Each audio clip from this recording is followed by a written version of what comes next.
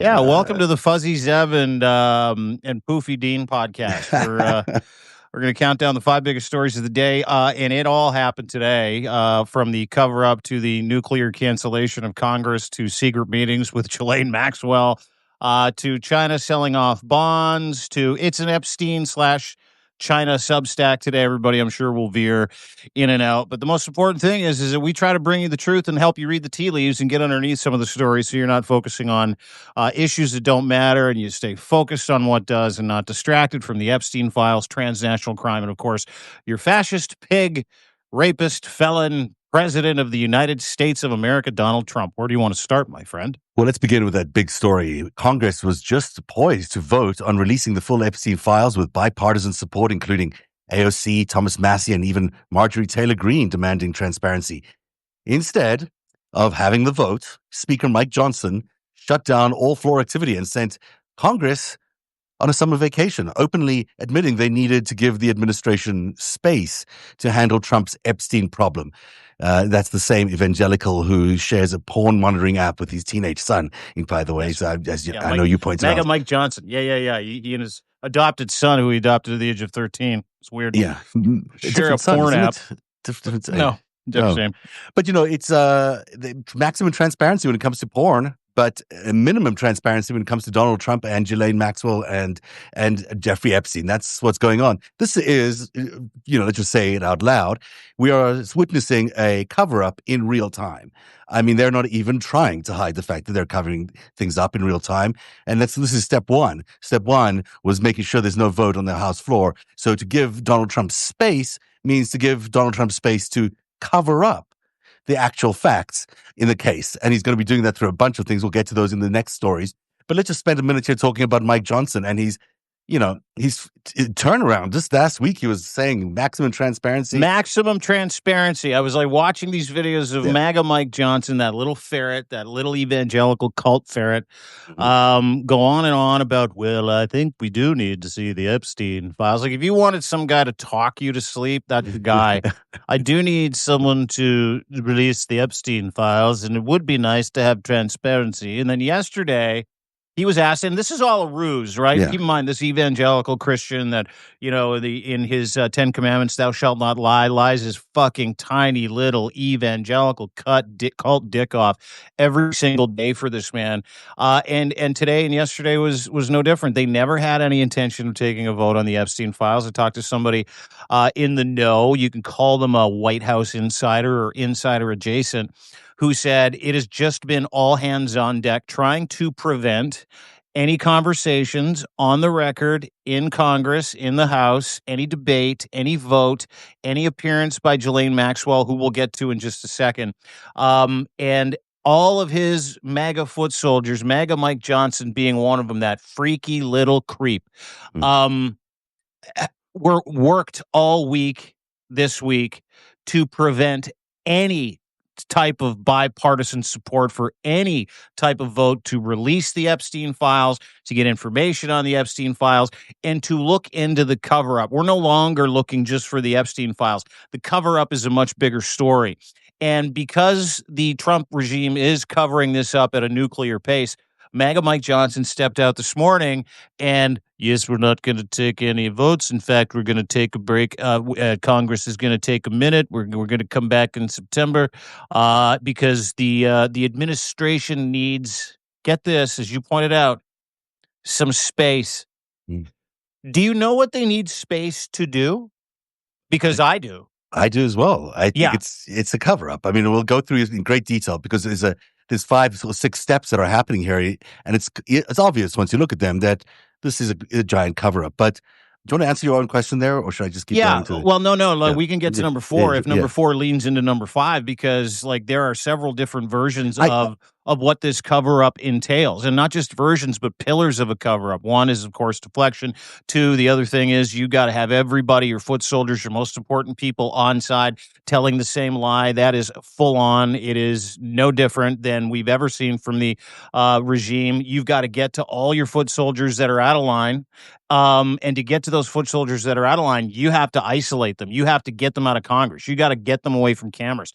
You have to end every seated session. You got to get them the fuck out so you can go and work them over, like Marjorie Taylor Greene and Boebert, who, when you got AOC and Boebert and Jasmine Crockett and Marjorie Taylor Greene agreeing on the same vote, you've got to vote. You're in fucking trouble. So what MAGA Mike Johnson did today was give Donald Trump, by ending Congress, stealing with taxpayer money, stealing your time, stealing what you pay for, stealing the idea that you're not going to get these Epstein files, so he could give Donald Trump all kinds of time to go and threaten every single fucking GOP member who wants answers for victims and doesn't want the elite pedophiles that have been running this pedophile ring, who today are smiling because Donald Trump basically shut down government because he doesn't want to answer questions, doesn't want these files to come out. Let me also say the Democrats shut down the House because they have been introducing these votes in these subcommittees saying we want transparency on Epstein.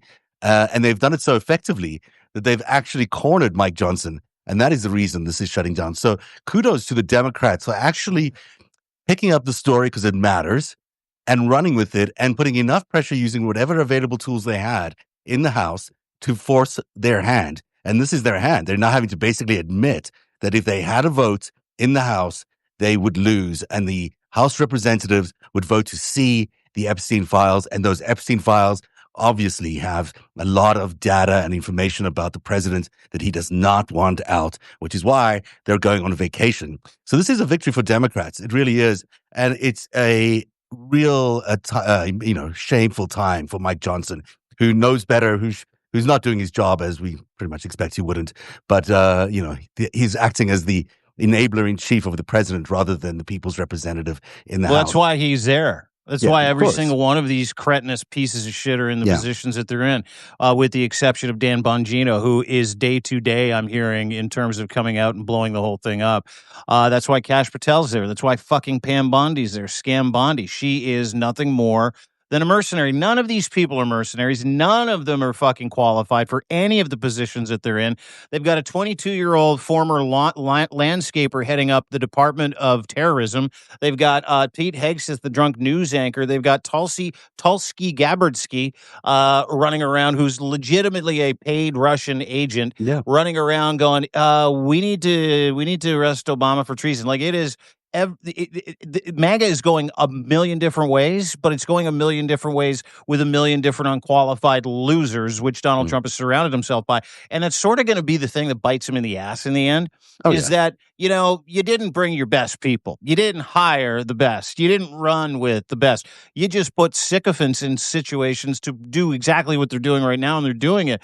But they're so stupid and so weak and so compromised and so fractured, because it's not just Marjorie Taylor Greene, Lauren Boebert, and all the religious people. It's, elites that have a lot of money riding on the stock market. It's guys like Howard Lutnick, whose sons are actually shorting the tariff market right now with a company that does that takes bets and projections on tariffs. And I'm not shitting you. Yeah, everybody around him, he's got in on the scheme, and they're all compromised. And so if he gets to enough of those people over the next 2 months while Congress is out, guaranteed you're never going to see the Epstein files. And I don't doubt that he's going to threaten the shit out of, or bribe people, or at the very least tell them what he has on them to prevent them from actually voting to see the Epstein files and protect victims of horrific crimes, specifically children, over the past 20 years. Which brings us to number 4. So Trump's newly appointed Deputy Attorney General, Todd Blanche, the same lawyer who defended him in the Stormy Daniels trial,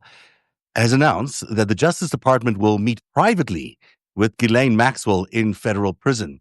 Not subpoena her, not charge her, but meet with her privately behind closed doors. Now, Blanche is a bit of a heavy, in terms of lawyers. He's going to be leaning in. Now he's the AG, so Deputy AG, so he's got a different kind of power than he had before. But you can bet that he's going to be leaning in on Ghislaine Maxwell to say, this is what you can say and this is what you can't say. And if you don't say, what you want to say, we are going to play with you and we'll give you a pardon. But if you do say what you want to say, all hell's going to break loose and you'll be in here for a very long time. My bet.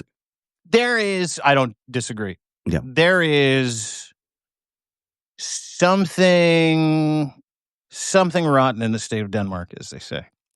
When Trump's personal lawyer, Todd Blanche, who lost in New York, who was derided as a terrible personal fucking lawyer while Trump was getting his teeth kicked in and charged with felonies. If you remember, he was the guy Yep. on the bench.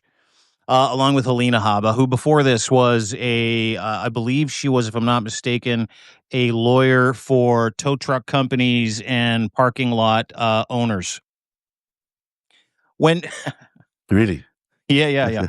When Like, your personal lawyer, you elevate him to become the assistant or deputy attorney general underneath another person who you elevated, who was also an ambulance chaser in the state of Florida, who buried the Epstein files several years ago based on a $25,000 donation from Donald Trump so she could run and win the attorney general's position in Florida.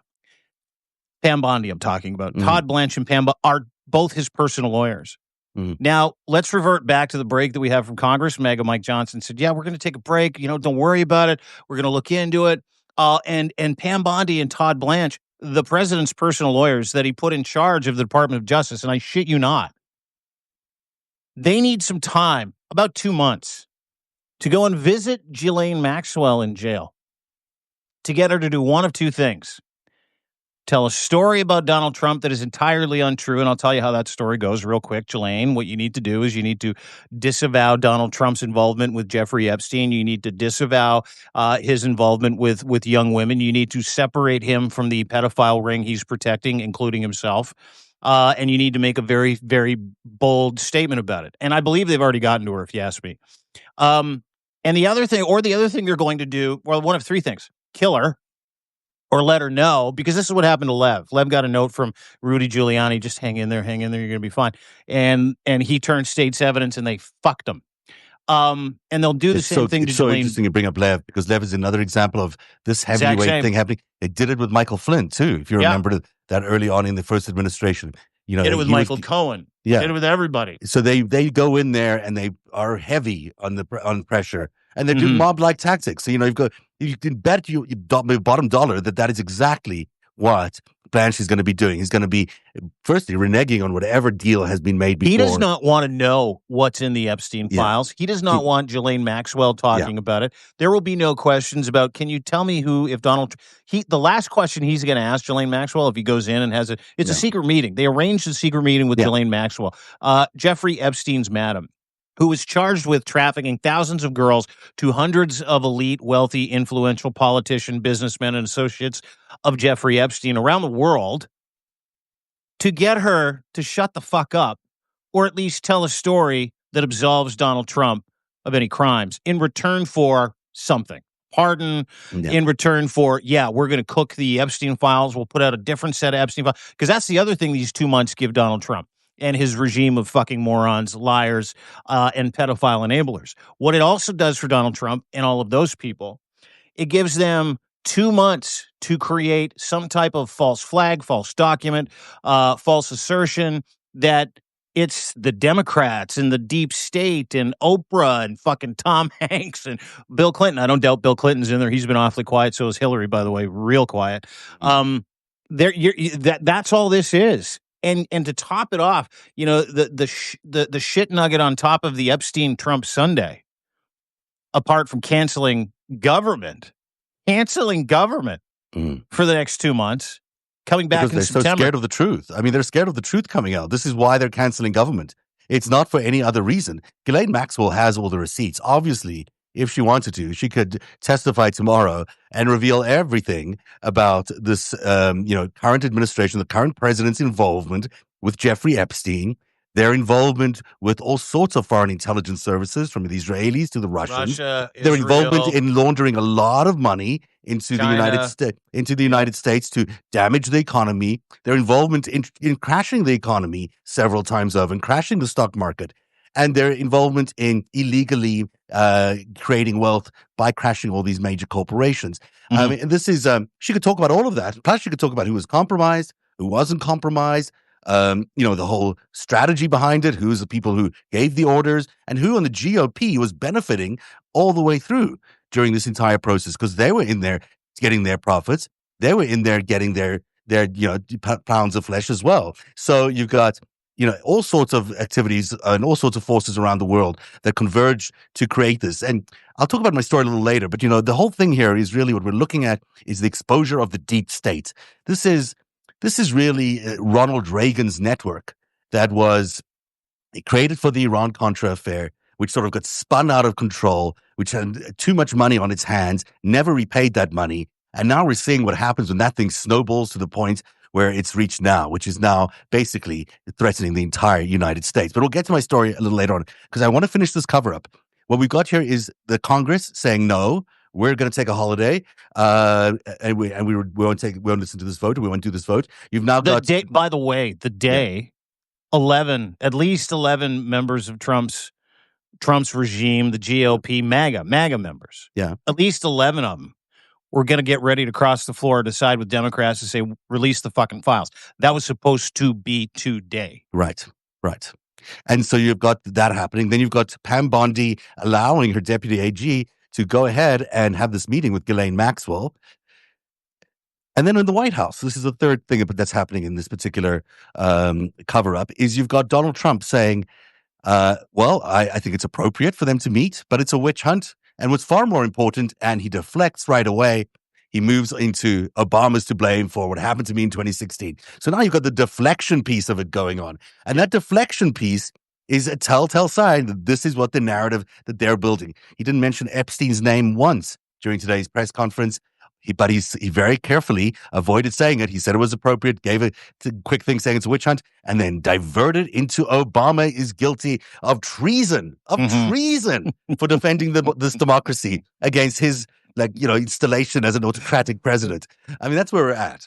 It was great because I was watching the press conference today. And it's funny. I feel like I'm impervious to Trumpisms now. I'm like, oh, yeah, Trump's meeting with the guy from the Philippines today. He's going to go off like an idiot. And you noticed some things I noticed, obviously. Not a word about Epstein. Didn't say his name once. Veered directly into triggers for MAGA and the cult. Veered directly into treason, which, by the way, Obama's team apparently seriously considering a lawsuit against Donald Trump and the Trump regime, which would be quite interesting, wouldn't it? Yeah. All of these things to be said. The most incredible part of that presser with Ferdinand Marcos Jr.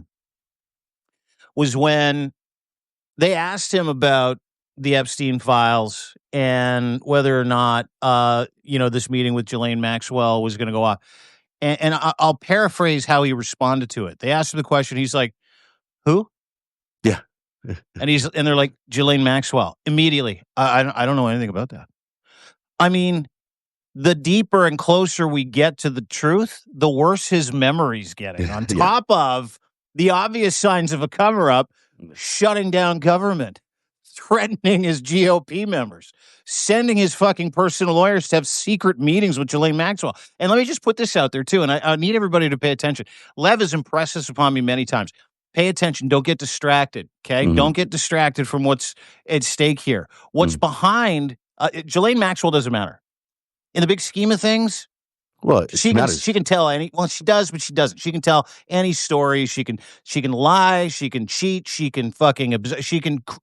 She will do anything to get out of her 20-year sentence. Exactly. And say anything to get out of her 20-year sentence.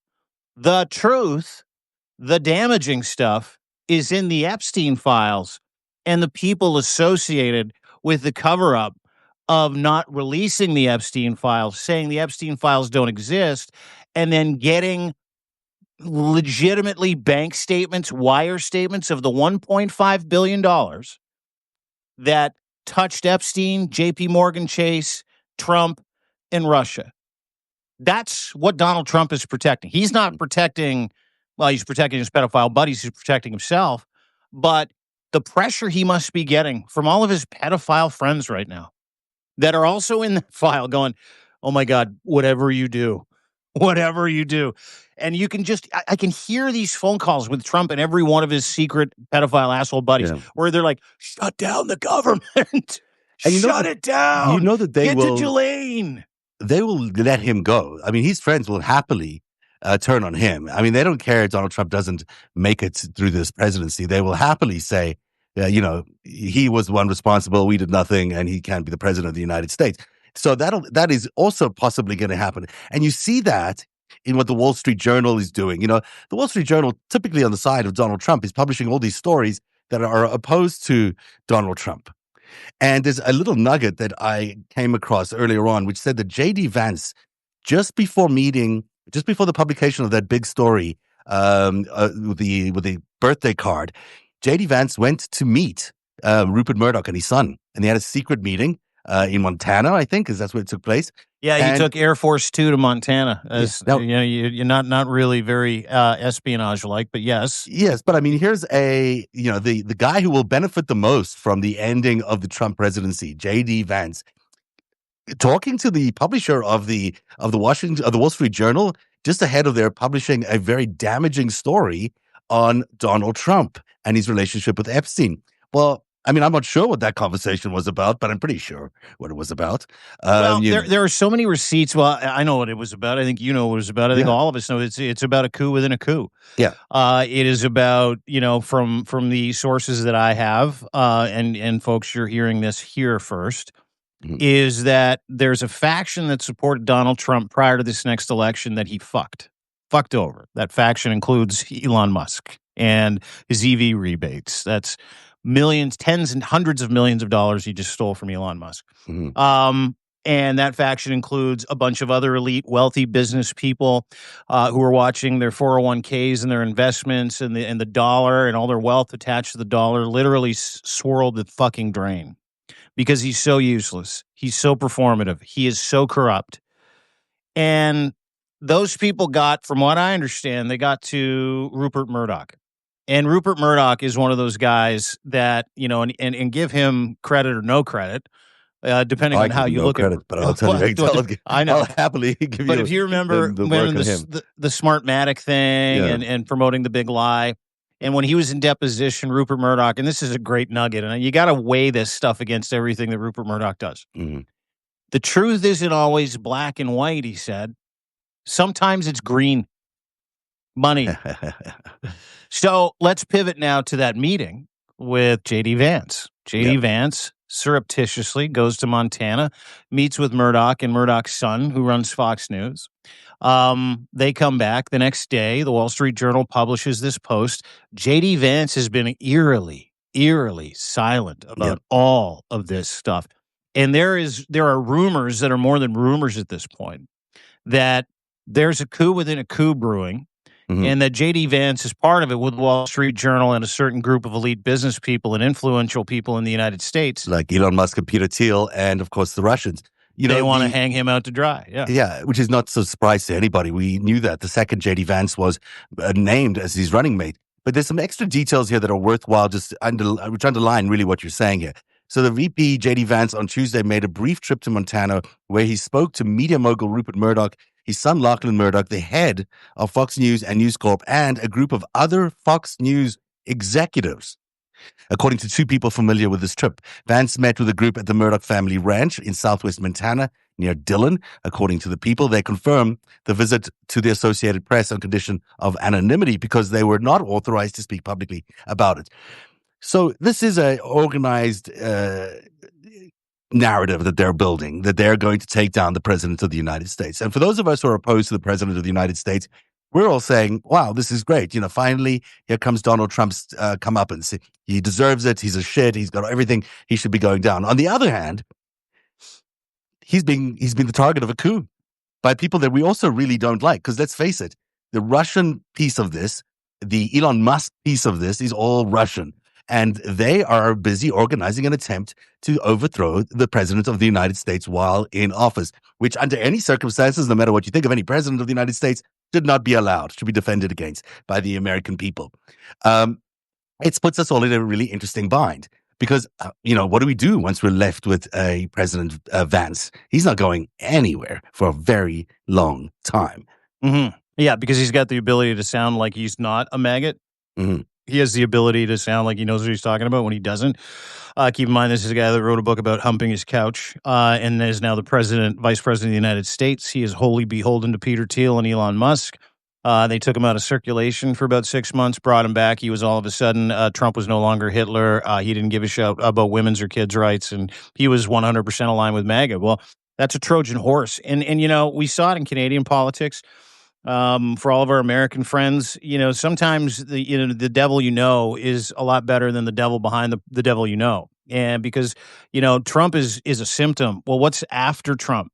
After Trump is a symptom that's 40 years younger, that's Harvard educated, and he's a Curtis Yarvin, Peter Thiel dude, and he believes in much more caustically terrible things for the United States of America than Donald Trump. And it's funny because Donald Trump's health has played a role in this, according to people that I've talked to.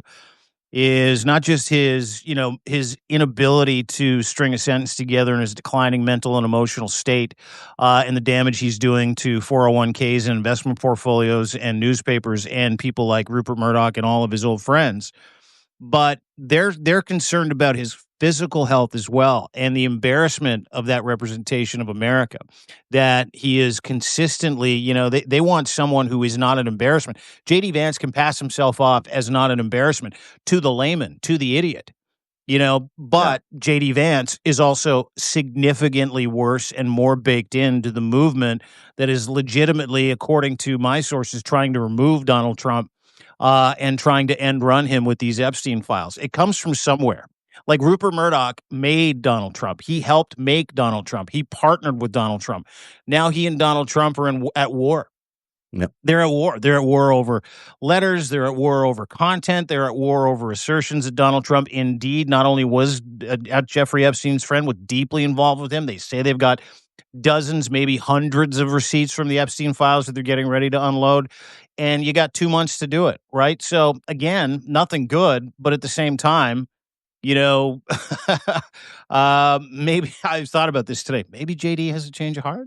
Maybe he gets in the office and he's like, okay, listen, No, JD. I only did that because he's the I most needed evil to. guy alive. I mean, that's really the reality. Maybe. I mean, he will be the head of the most despotic, data-driven, autocratic state in the world. I mean, he has no feeling whatsoever. Let me add to that, though, and I'm diverging here, but anyhow, let me add to it. So, Rupert Murdoch, back in the 1980s, when he, needed a little help with getting a couple of newspapers in markets, or buy some TV stations in some markets, he reached out to his friend Roy Cohen to set up a meeting with Ronald Reagan, and they had a great time. Ronald Reagan and Rupert Murdoch, they hit it off. They had a deal struck between the two of them that actually entailed that Murdoch funded something called the Democracy Fund, or Democracy Initiative, that Reagan had, which was actually a front. And in that Democracy Initiative was funding for Iran-Contra, was funding for all these arms that they were going to be sending to the Iranians via Israel. And most people looking back at that now agree that Rupert Murdoch was a party to Iran-Contra, and that Roy Cohen was the matchmaker that put Ronald Reagan and Rupert Murdoch together. And of course, Roy Cohen was very close to Donald Trump. Oh, he taught Donald Trump. Donald Trump was his protege. Yeah. And in my story today, which is, I guess, the next story on the countdown today, although we'll figure out what number it really is it reports all about Jeffrey Epstein's involvement in Iran-Contra and his relationship with Adnan Khashoggi, the main arms trader in Iran-Contra, and how he worked for Adnan Khashoggi throughout the 80s in a deal called the Al-Yamana deal, which he did for Douglas Leese, a supposed MI6 spy. And so what you're seeing in that story is two things developing. That there was an initiative by Ronald Reagan to create this shadow network that was going to exist over this period of time, and they could do, they weren't allowed to do any covert operations of the CIA. That was made illegal after Watergate. So they were trying to do it through private enterprise. They were going to, contract out all this stuff, and they were going to create this Iran deal that would allow them to send weapons to Iran. And Douglas Leese was the MI6 guy involved. Ari Ben Menashe, who we've spoken about before, was the Israeli guy involved. But it was Robert Maxwell, Rupert Murdoch's supposed enemy number one, who was responsible for running this operation. And it was under his auspices that Jeffrey Epstein was introduced to Israeli intelligence, and how we then get to this, to the Iran Contra affair winding down after it was disclosed in 1987. And what they did then is, instead of giving the money back to the CIA and squaring all the things that they had, is $600 million in funds that should have been returned to the CIA. They began laundering this money through things like Towers Financial, which was Steve Hoffenberg's company. And that money became money that Jeffrey Epstein ended up getting. So this is Robert Maxwell's initial money that he got for Iran-Contra, was kept into Jeffrey Epstein, laundered through Towers Financial, and then ultimately kept in Epstein's world. And this thing snowballed. You now had the creation of a deep state. You had all these organized criminals. You had these intelligence assets. You had people who were crossing the line of legality and illegality, and it developed an entire network of which Donald Trump is a part of which Rupert Murdoch is a part of which Robert Maxwell was a part of, and Jeffrey Epstein was a part of. So you've got this network of really wealthy, powerful people who have had a lot of money that has been grown out of that 600 million. And that is what we're looking at really exposing here. Now, it's not going to get exposed because, it's just not going to get exposed. These are very powerful people. And the chances of Ghislaine Maxwell going out there and saying the truth is very limited. So, yeah. And she has a chance to be a bit of a turncoat hero, kind of. Like, she could be. And then that's the thing. Like, if what you say to be true in your latest reporting, which you can go to narrative.org, get a subscription, go and read Zev's reporting on this. He's been working on it for 8 years. He's finally piecing this together. He's a great risk to himself. None of the things that you said in there are wrong or have ever been disproved. And wouldn't that be amazing, though? I mean, just thinking positively for a second, not that we're going to get it. I believe the cover-up will work at this point. But wouldn't that be amazing if Ghislaine Maxwell stood up to the stump or sat in front of 60 Minutes or in front of Congress, was like, this all goes back to 1983, and implicates everybody and said, this is what we did. We worked with Russia. We worked with other governments. Jeffrey Epstein created this honeypot scam. Here are the people involved, and I'm done. I'm out. I regret everything I ever did, and I'm truly sorry to the victims, because she's never said that either. She won't. She'll take the low ride out, specifically if Donald Trump and Todd Blanche go to jail, and they're like, you have one of three options. Pick one, and one of those options is you dying, so pick one of two. You only really have two, but we'll see what happens. She might have done that already because she needs an insurance plan here. I mean, she's not going into this meeting with Todd Blanche without an insurance plan.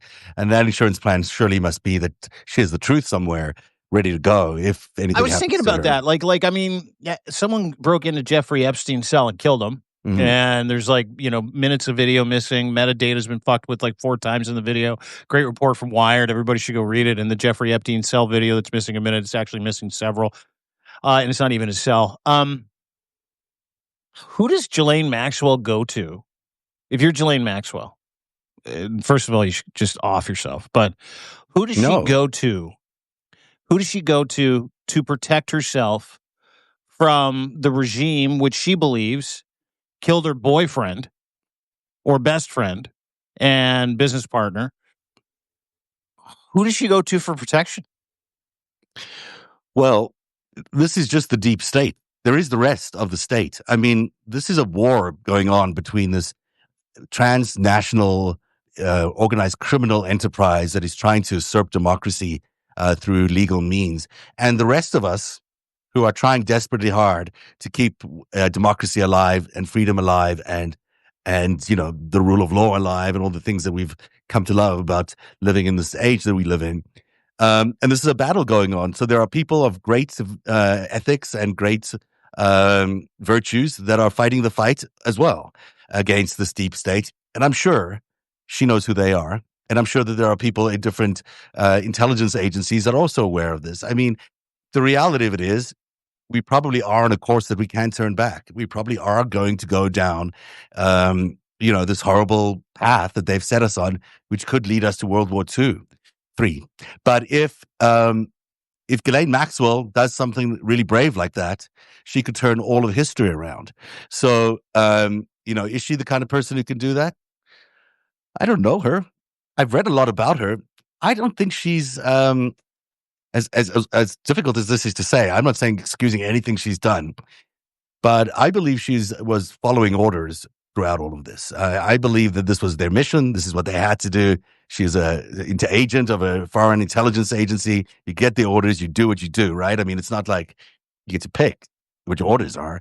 And I think the same thing of Epstein, not to excuse anything he did. But I know when things came to the end there, Epstein was talking. Epstein was giving the names out. And I don't know if Ghislaine is of the same character, of the same kind of person, but maybe she is. Um, I suspect that the reason, the reason that they what could happen here is ending this horrible 50-year chapter of American history, which has so tarnished America, which has turned us into a toxic mess. And it's all because of this Iran-Contra affair. And it sounds ridiculous that that's where it started off. How could this little, arms trading deal have resulted in so much pain? But this is exactly what's happened. When you do things off the book, when you do things without transparency, when you do things without oversight, you get to this point. So I really encourage everyone to go and read my story at narativ.org. And I encourage journalists to really look at the story. I mean, I painstakingly put together what is known based on just the facts.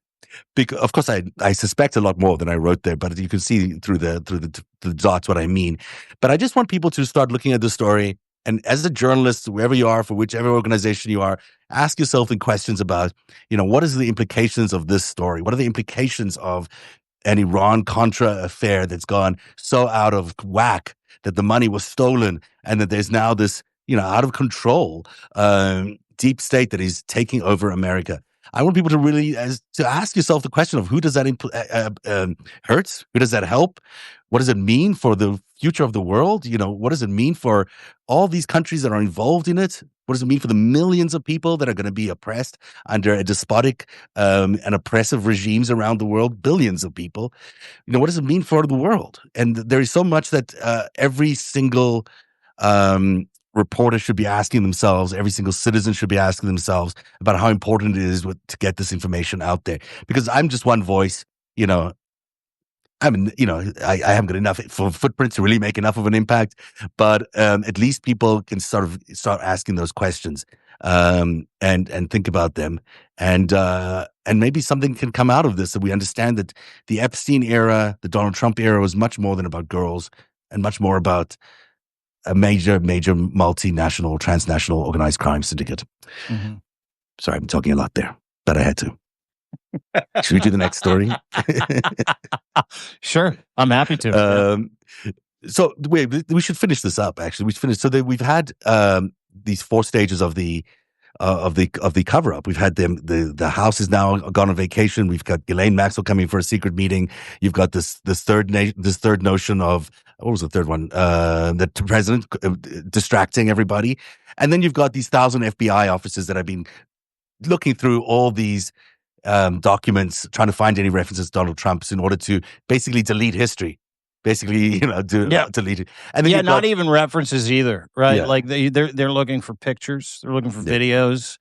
They literally are looking for anything where Donald Trump is mentioned: flight logs, black books, client lists, surveillance, compact discs, VHS tapes. Apparently, there's a bunch of VHS tapes. And none of them good. And Pam Bondi acknowledged that there were tens of thousands of videos of horrific crimes against children. They're looking to see if he's in any of those. And I think the shock for guys like Bongino, who is, he's an extremist and he's been kettled and paid by the right people to believe that, the deep state is democratic and it's everybody else other than Trump. And so he rode for the brand, took a job with Trump. And apparently, from what I understand, shocked by what is in these files, and is having a major crisis, a moment of personal and professional crisis. If a podcaster turned FBI deputy assistant, deputy director can have a professional conscience or professional moment, he's not a professional, he's a scab. He's just some dickhead that Donald Trump put in there. But this dickhead seems to be like, okay, well, listen, if I stop, and if I don't give people what they want, the last several years of my life are useless, right? But also to go with that, none of these people or anything were out without Trump or these Epstein files. So if indeed they do come out, right, their jobs are done. No one gives a shit about them anymore. Yep. And if indeed Donald Trump is in those Epstein files, which we believe he is for sure, and what if any of what we're saying is true, and the cover up is pretty intense, so you can guarantee a lot of it is true. Yeah. Then you've got an entire industry, fake media industry, that collapses. Mm. And all of the people he surrounded himself with perpetrated that fake media industry, perpetrated those fake news organizations. Guys like Charlie Kirk. What the fuck is Charlie Kirk going to do if these Epstein files come out and Donald Trump's in them and it's over? What is Tim Pool going to do? What is fucking Laura Loomer going to do? On Trump. They're going to turn on Trump. No, but they didn't. Tim Pool and Charlie Kirk and every single one of those influencers that literally made millions over the past several years, suggesting the deep state is protecting Jeffrey Epstein, and Donald Trump, who he campaigned on, will be the only person that's going to release these files. He's a hero. He's a hero. Yeah. Now they're like, I don't even see him. I'm just going to trust my government. Trump's not in it. Let's get on with the business of America and take over Greenland and invade Canada. I mean, like they're nothing without him, and they know that. They will all go fucking broke if the Epstein files come out, and they're protecting people like Donald Trump.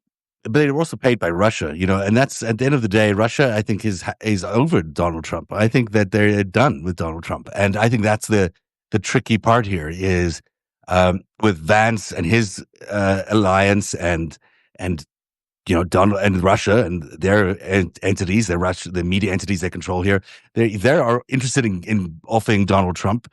They will. And we'll be left with a even more difficult situation ahead.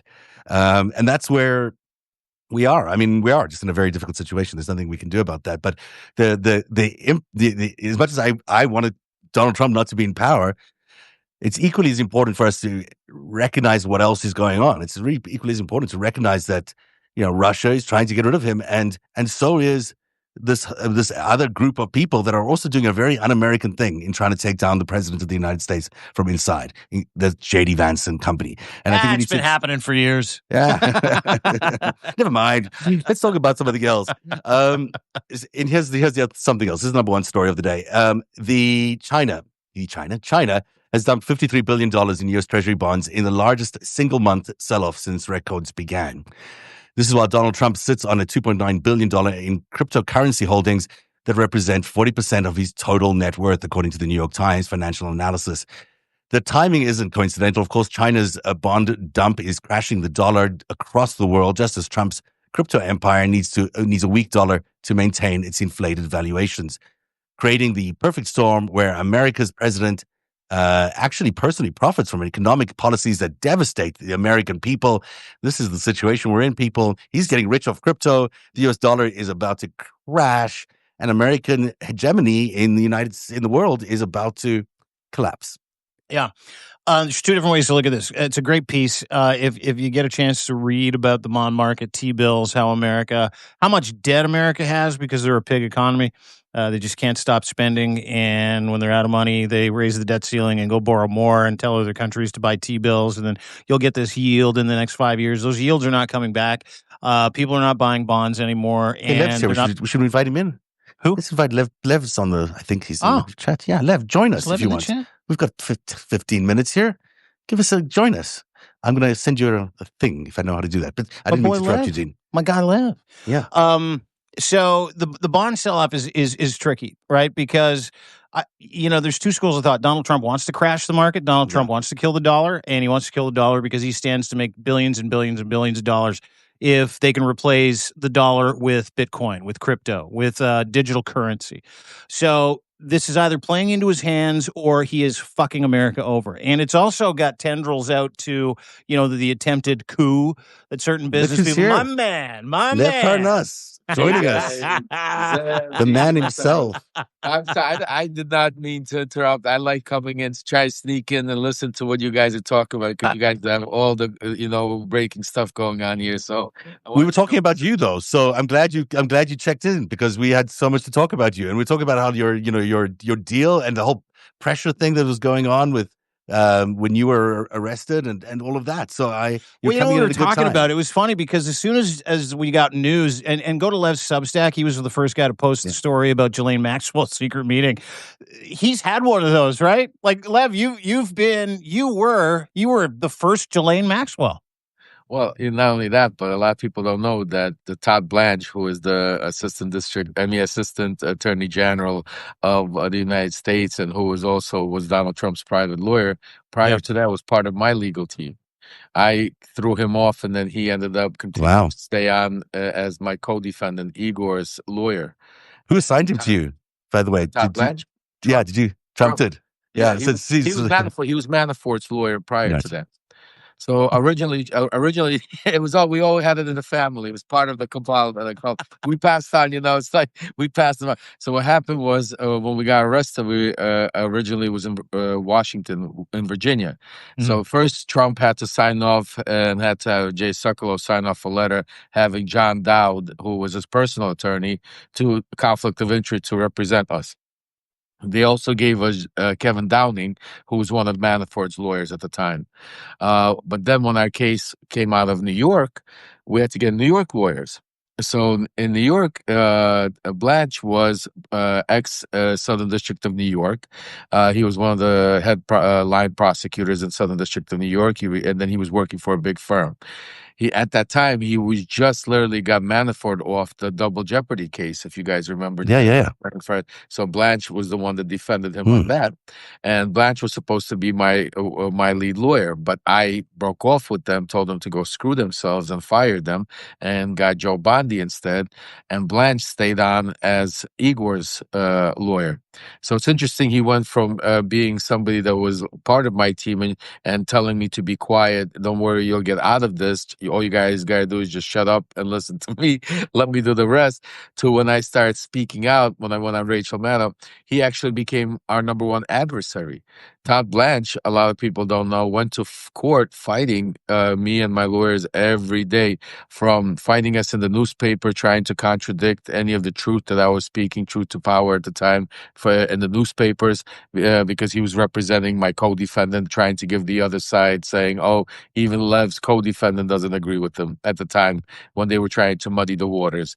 And to the actual fact that when I made a deal, not deal, but when I agreed to testify and hand over all the evidence to the first impeachment, Todd Blanche went to court, to Southern District, and tried to have the documents sealed. And not allow them to be transferred over.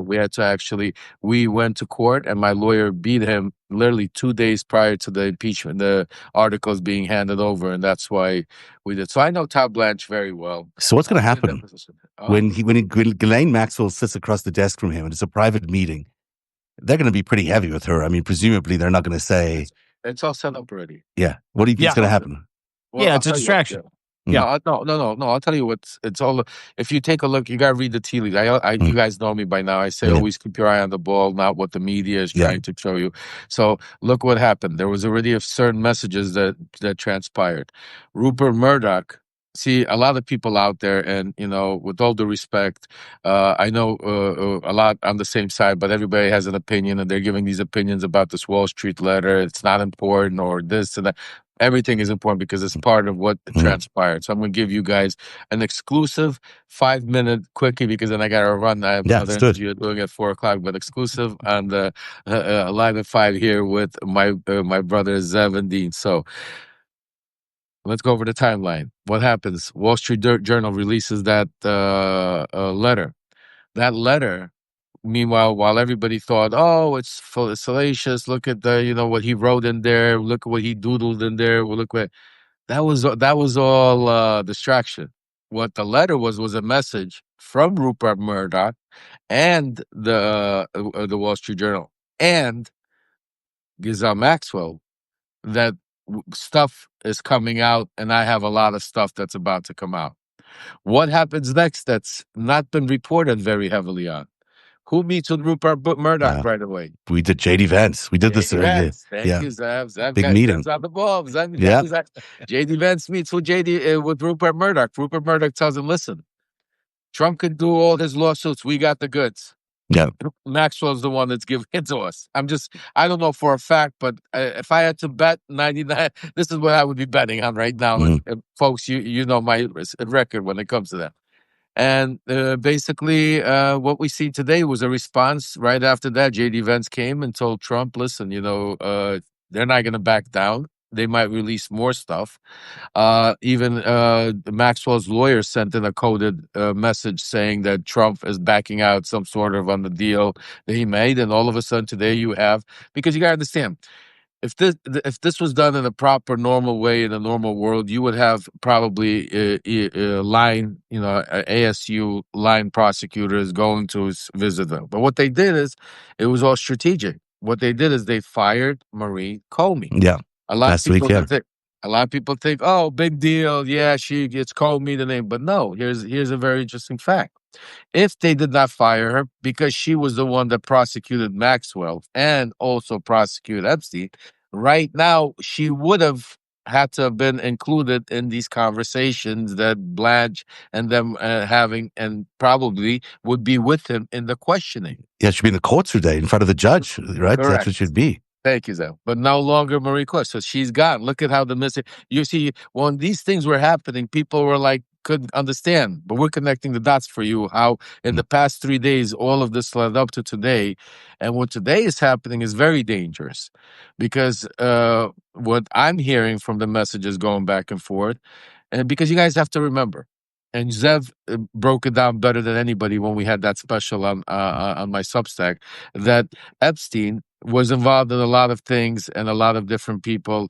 And one of the primary things was he was tasked to actually go after Democrats, because the Democrats were against certain policies and against Israel.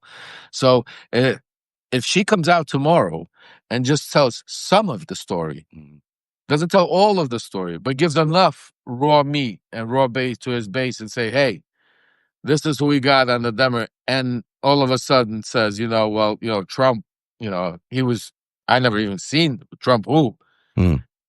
All of a sudden, there's maybe a commutation. I don't think a pardon, but I think a commutation that goes down the line and makes her. I think Trump makes her a hero by uncovering the deep state and parading her in front of Mega, that she's going to try to take down certain Democrats and certain. So that's what I'm scared of. I'm scared with right now, and I'm trying to get more information, but that they're going to try to flip it, because look, most of his base is already messed up, destroyed. You're not going to get the butterflies back into the bottle. Most of them already see through his bullshit. That cult broke. That major cult mentality broke. Once they start seeing his lies, once they start seeing his manipulation, they know now they understand that not everything is going to be trusted. Yeah. But there's still a big contingency, especially in the past several days, that have been trying to already switch and try to give him the benefit of that, switch the narrative. Then maybe look at the letter. They're using the letter that says, Trump would never do something like that. It's again the deep state. And then today, he comes out and, basically because remember, it's all theatrics. Yeah. It's all coordinated. Today he comes out and what does he says? Stop with the Epstein stuff, even though let them deal with it. I know nothing about it. That's what you know. Yeah, you see that? He's like, I don't know what you're talking about, everybody. That's what that's like the main thing. Just like a perfect example about like Katie Johnson, that poor girl. I mean, trust me when I tell you, if that story had even a little bit of false leaf, she would be being sued right now and ripped apart. Donald Trump has no problem suing anybody. Yeah. But for some reason, he's not suing some of these people that are going on the record, making live interviews on some of, some really, really serious stuff, a lot much serious than the Wall Street Journal with a letter that's being sued for $10 billion. So those are the things that, you could tell right by when you play cards with somebody. Yeah, those are the tells. Do you think Vance is on Trump's side with Murdoch, or do you think Vance is out to get Trump? I think Vance is out to get Trump. I think Vance plays both sides. I think I think right now it's a cesspool. Right now, I think it's, and it was always a cesspool because Vance was never MAGA. Vance was implanted there by the oligarchy. But now, because you have the split between Elon and Trump and Vance, ever since, if you just from what my sources tell me, and if you take a look, ever since the split between Eli and Trump, Vance has been almost irrelevant. You've hardly heard him even. Not a word. He hasn't said anything about the Epstein shit either. Nothing. You know, he doesn't tweet. He doesn't. I mean, literally, you don't see him doing press conferences. You don't. Vance is because he's trying to stay on the sideline because he's a plan. You know, just like, you know, Vance reminds me of, it's like, you know, the Koch brothers. You know, the powerful Republican. You know, so they did the same thing to Trump in the first administration. They implemented secretary, but it wasn't a vice president. They implemented the Secretary of State, who was Pompeo. Pompeo was their guy that, you know, basically they inbred, and we're gonna. They wanted to lead up to maybe be the next president, take over. Just never worked out. You know, I love how you just said Mike Pompeo was inbred. I like that. I don't disagree.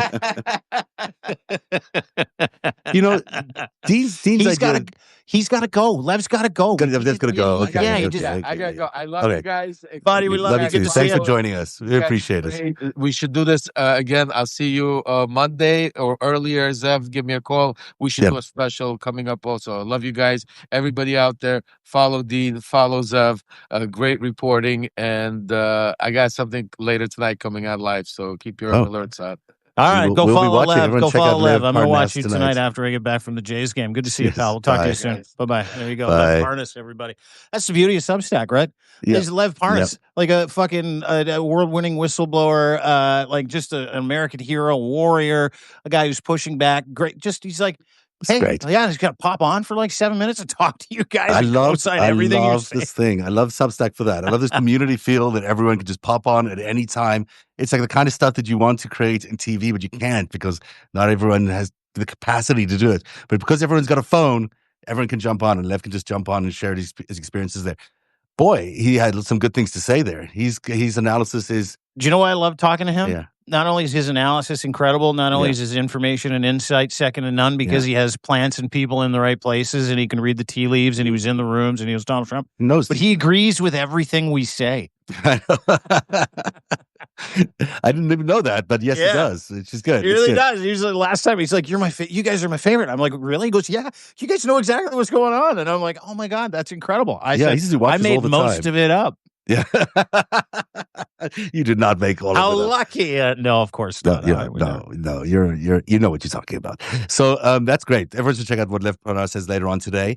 We're at the end of the show. We were talking about China and all these other things. But, hey, listen, let me wrap that up. China sold a bunch of bonds, probably to help Trump, not to hurt Trump, but they don't give a shit if they hurt you. And it is it's a one-shot arrow when you start dumping those bonds. So anyway, we'll talk about it tomorrow, maybe a little bit more. But US dollar is tanking. There you go. That's just happening. Donald Trump's a fuck. He's in charge of it all, and it's all a game. So, but we are watching a potential coup happening as we speak. That we could see Donald Trump survive or not survive, and it all depends on how Ghislaine Maxwell ultimately performs, what she says in front of Todd Blanchard and what she has planned. It'll be interesting to see on which side she comes out on. That is the FiveStack today. Everyone should check out deanblundell.substack.com for his brilliant reporting and analysis.